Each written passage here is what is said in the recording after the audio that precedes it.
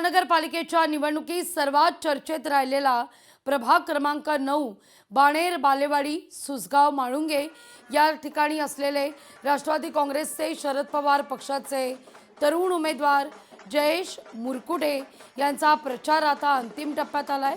सर्व मतदारांपर्यंत पोहोचण्याचा प्रयत्न केला असून मतदारांनी एक तरुण म्हणून मला महानगरपालिकेत काम करण्याची संधी द्यावी, पुढील 5 वर्षात मी प्रभाग क्रमांक 9 मधील नागरिकांच्या समस्या सोडवेन असा विश्वास जयेश मुरकुटे यांनी व्यक्त केला आहे।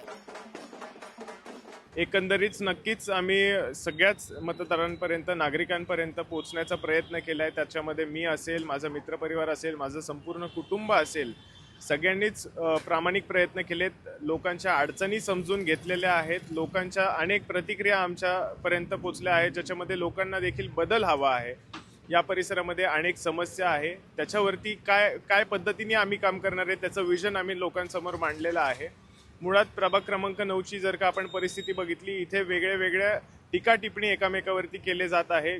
लोकांसाठी काय करणार याच्यावरती कोणी बोलायला तयार नाही आहे। कुठेतरी नागरिकांची नाराजी आहे जुन्या लोकप्रतिनिधींवरती आणि नक्कीच नागरिक युवकांना आणि सुशिक्षित मुलांना आजच्या घडीला संधी देतील। नक्कीच मी आपल्या माध्यमातून नागरिकांना आव्हान करणार आहे की जास्तीत जास्त संख्येने बाहेर पडा, आपला मतदानाचा हक्क बजवा आणि कुठेतरी बदल घडवा, परिवर्तन घडवा आणि सुशिक्षित तरुणांना आपण राजकारणात संधी द्या, जेणेकरून तुम्ही एक नवीन नेतृत्वाचा अनुभव देखील घ्याल। लोकशाही मराठी ऐका, पहा, जागरूक रहा।